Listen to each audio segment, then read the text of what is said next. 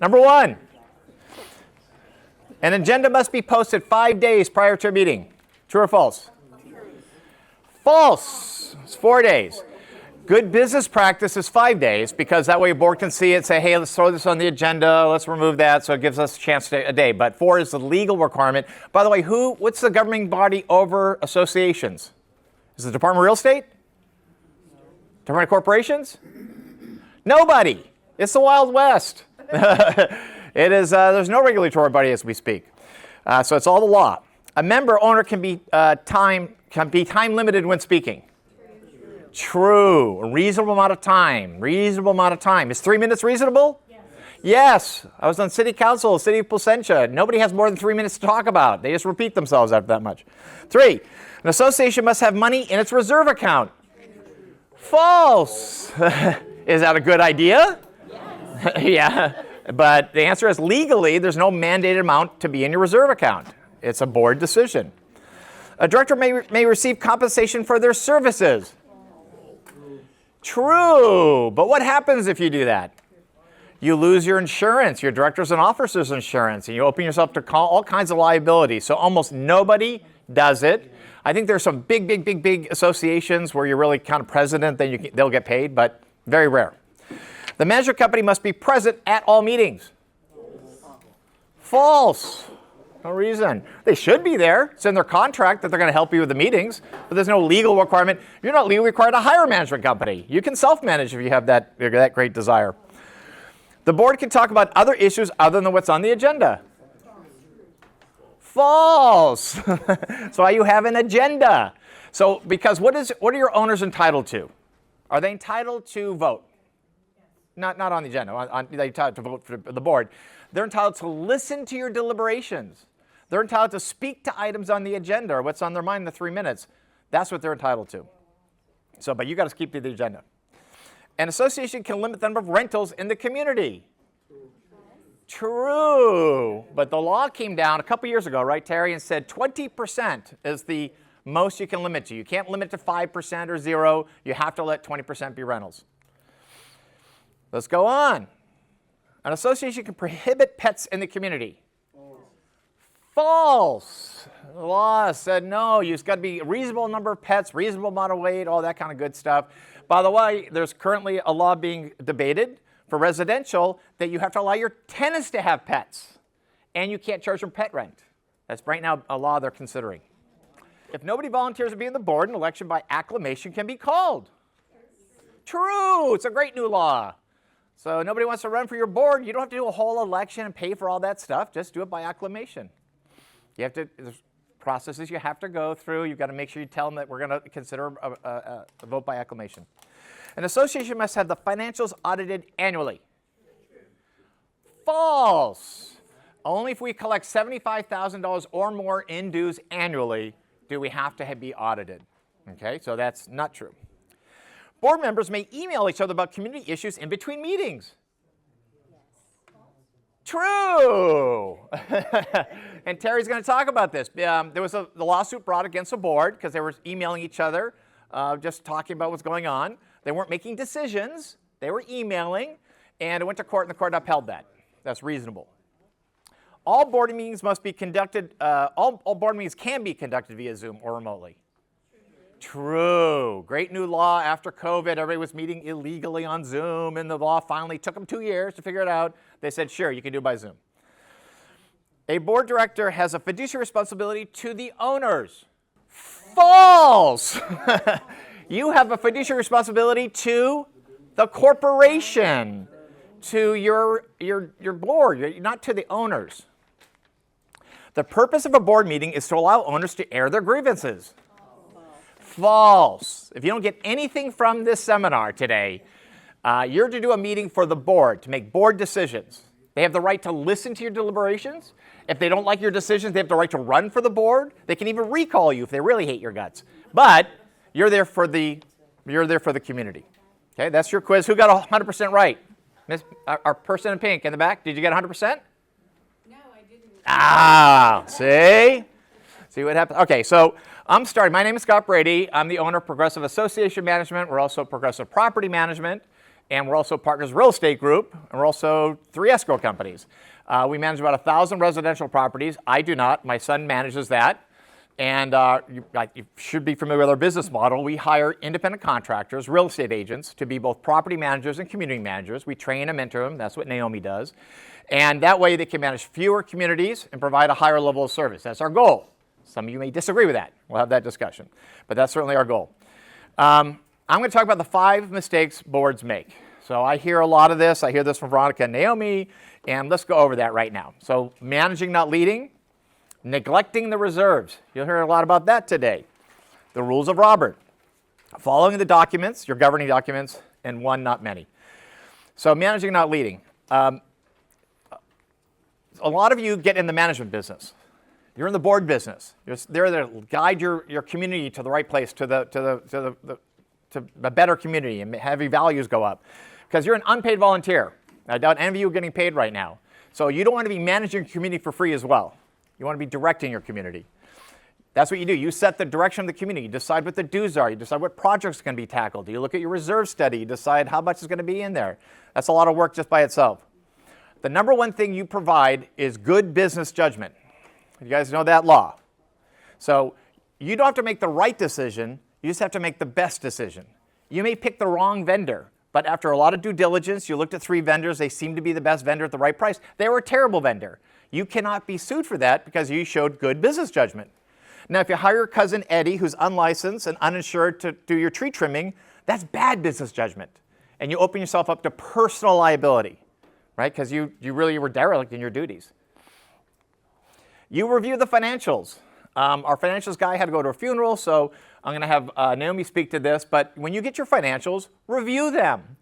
And you're looking for the profit loss, or were there big changes? Higher expense, lower expense? Was there really some kind of, was it off? You look at your balance sheet.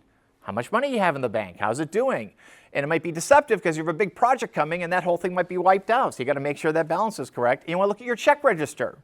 What checks cleared? Anything unusual? Anything suspicious? I hate to say that because we're unlicensed and unregulated, some property management companies are bad. They steal money. They do the wrong thing. Okay, so that's up to you. It's trust but always verify. When you're a city council, trust, but still go ahead and verify. And that's what you should be doing. You set the budget, of course. Lack of financial discipline. Again, we deal with about 140 boards right now, 140 communities. Some are really well run. Boards are doing a great job, and some are a catastrophe. And you have to, so we hear this a lot. We want to keep the dues low. I want to keep the dues low. Is that your fiduciary responsibility to keep the dues low? It's the opposite of your responsibility. It's to have sufficient funds to take care of the projects you need to do both today and in the future. That's what you're supposed to be doing, not keep the dues low. And with all your insurance costs going up, which we'll hear about, it's going to be impossible to keep your dues low. Insurance is, I just came back, they had the California Association of Community Managers conference, and the insurance panel came up and said, insurance will go up over the next 3 years at least 50%. Just for everybody, not just fire areas, not older communities, because as our insurance person, who hopefully shows up, will talk about, that's what's going on. I don't want to pay more. Well, then you're going to put a burden on future owners because you don't want to pay more. We'll pay for the expenses as they happen, right? We have smaller communities, they'll do special assessments for every project. And the courts don't like that because there are certain people that can't afford special assessments, and then you put them in collections, and you put them in foreclosure, and they lose their home because you didn't show good financial discipline for the last 20 years, and you hit them with a huge assessment. By the way, are foreclosures cheap? What do you think they cost? So it's just a legal cost. 30 to 50,000, Terry? If you go through the litigation process. 30 to 50,000. That's what it's going to cost. So you better have equity, and you better have a long time frame because it's going to take 1 year to 2 years, and they file bankruptcy. It goes into the stratosphere. It takes forever. Who cares? Who cares if your dues are, your reserves are low? Who cares? Everyone cares. Definitely your buyers and your community care. Your bank, if you need a loan, cares. Everybody cares. Your lenders care. If you're under a certain level of reserves, you're unlendable. Unlendable, which means you have to do cash only. Well, then your values go down 20, 30% for a cash only deal because they can't get financing, can't put 3% down. And then operating day to day is your operating expenses are day to day and your reserves are savings. You've got to have a savings account. Unproductive meetings. So there's something called Robert Rules. You guys use Robert Rules? You don't have to be great at it, but it's a general guideline. Do I have a motion? Do I have a second? Would somebody like to speak to the motion? Do I have a vote? It's just a good, nice way to follow the meeting and keep you on your agenda. You want to be sitting on the board. I think when boards become toxic or the meetings become really long and protracted, nobody wants to be on the board. They're like, I don't want to waste 3 hours of my time every month on this board. But if you make your meetings really productive and efficient, people are like, that seems like a pretty good thing to do. It's like an hour once a month. That's pretty cool. I'll do that. Only members have the right to speak. I've been at board meetings when a tenant gets up there and just starts railing against the board. Does a tenant have the right to speak at a meeting? Yes. No, they're not an owner. They're not a member, not a shareholder. So you have the right to say, you can sit there. Matter of fact, they don't have to be able to even attend the meeting. You can say, request them to leave the meeting. If you don't want to be confrontational, let them sit there and let them be quiet. That's fine. They're allowed to listen. We talked about this. Allow them to speak briefly. Don't let somebody go on. So an owner has a right to get up at the beginning of the meeting and speak. Speak to the items on the agenda. Speak about the bush in front of them that's overgrown. Speak to whatever they want to talk about. Then when you guys have an item on the agenda, they don't get to speak again. It's not potluck. They don't get to get up and like, well, I want to speak to that. No. You got up at the beginning. You had 3 minutes to speak to anything on the agenda. Now we're conducting the business of the board. You need to sit there and listen. Okay, I know it sounds kind of mean, but you can't have this back and forth. It makes for a very unproductive meeting. Have agenda, structure, and order. And of course, your minutes. Why are your minutes important? Because if you're ever sued, the attorney is going to go through your minutes. What actions did you take? All your action items are in the minutes, and minutes last forever. You don't throw them away after 3 years. They stay forever with your community.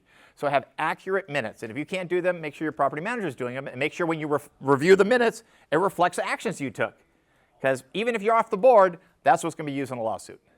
We chose not to fix the roof of Unit 103. Well, that's an item that's going to be dug up. Like, why didn't you fix the roof? It's in your governing docs you fixed the roof. Well, we don't like him. Well, that's not going to. And ignoring your governing docs.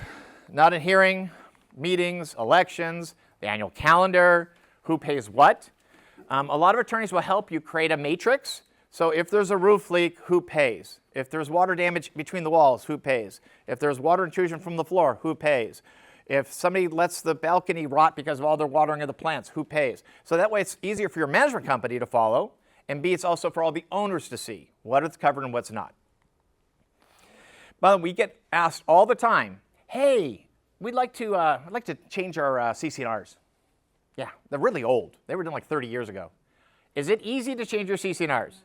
No, because anything you change, somebody wants in there. So you say, hey, we don't want to cover fixing the garage doors. Well, somebody said, I've been paying 20 years for the right for one day to get my garage door fixed by you people. I'm not going to give that up. And it's expensive. Anywhere depending how much you want changed, you're talking $5,000 to $10,000. And then you just don't have a majority vote. A supermajority of all the owners must approve it. Not just the ones in the meeting, all the owners. And half your owners live out of state. Are they really going to be involved? So it's really hard to change. If you have to, do it. If it's really necessary, but don't be cavalier about it. We hear all the time, hey, we change our CC&Rs. Hard to do. Ruling and not leading. So I'm finishing up strong here. All right. I want people to be on a board and enjoy the experience. And you can disagree without being disagreeable.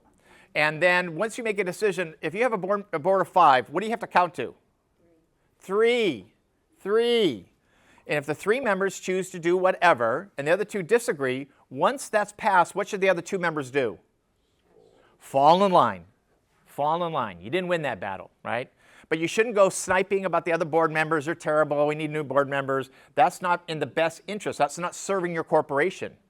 You have a duty of care for the corporation. You have a fiduciary responsibility to the corporation. So it's not about you, it's about the corporation. What's best for the corporation is having a unified board. All the time we get the calls, hey, my neighbor is really playing music loud, can you take care of that? No. If it's a real problem, call the police. If it's incredibly loud, you have neighbor-to-neighbor disputes that your management company cannot solve, and the board cannot solve. That means you knock on the door and say, hey, I'm trying to get some sleep, can you turn the radio down? Unfortunately, you have some bad neighbors. I get that. I just left a community seaside village in Huntington Beach because my next door neighbor didn't like it, but we went outside and talked and would spray us with water and turn the music up, and it was intolerable. And I didn't go to the board, and I didn't go to the management company. I sold the place. That was my solution. But you've got to take care of the neighbor issues. Once a vote's made and Brady's a decision, you have to count to 2 or 3. Usually your boards are odd, right? So that for that reason. And guess what? I'll end on this. You have to make tough decisions. Unfortunately, you have to do special assessments, emergency assessments. You've got to raise your dues by 20%. Doesn't make you popular, but you have to let them know this is my responsibility as a board member to this corporation to keep it healthy financially, and this is what we're going to do. And explain it, or have your management company explain it for you so you're not the bad cop. Let them say, here's why we're taking this up. We're happy to do that for you.